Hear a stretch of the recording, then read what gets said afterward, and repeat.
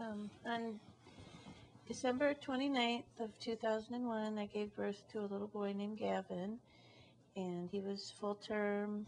He weighed 8 pounds, 5 ounces, very healthy and robust. I'm 44 pounds.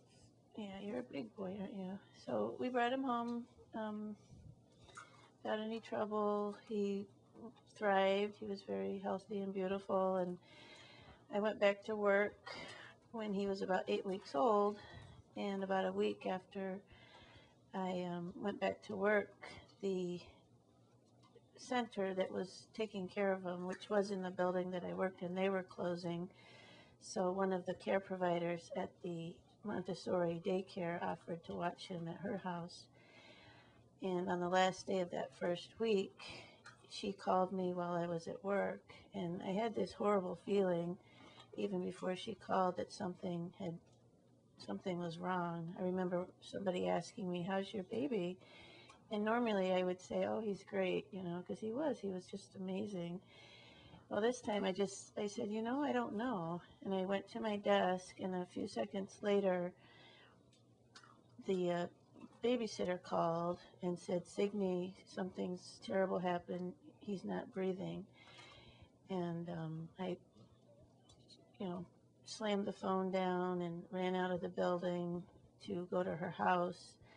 And when I got there, he was already in an ambulance, and they were working on him, and they wouldn't let me see him. They just told me to wait. And they took him to the hospital here in Monroe, and I was taken there I honestly don't even remember how I got there. I just know somebody else took me there. And we got to the local hospital, and he was on a big bed, and they were working on him, and they had actually got him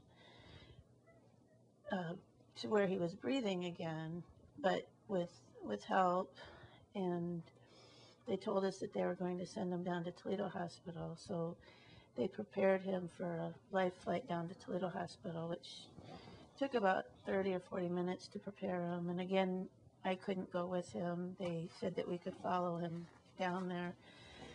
So my husband and I and our pastor took off towards Toledo, it's about a 20-minute drive from here.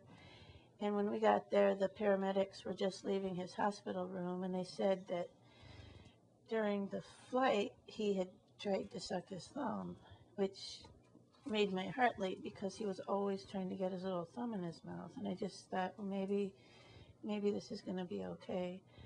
And we went to his room, and he was lying there, and he was all hooked up, and his eyes were open, but there was nothing really there. And I remember the nurses asked me if I would like for her to close his eyes, and I said I would, because it was just so disturbing to see him like that. Well, excuse me, in the course of the next 2 weeks, Gavin was actually on life support for that entire time. They ran all sorts of tests. He had CAT scans and MRIs and EKGs and everything else that they could do to see if there was any hope of him recovering. They hadn't yet mentioned SIDS, although I think in the back of everybody's mind, we pretty much knew that that's what it was. But I think we were just so hoping that he would be the exception. And I knew about SIDS. Hey, Mom, look it. Is that Davin? My own brother had lost a baby to SIDS over 20 years ago, so I was aware of it, but I always thought it would only happen to somebody else.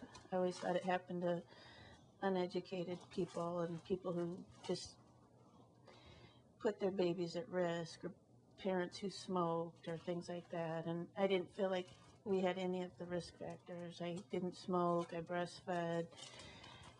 He was just such a robust baby.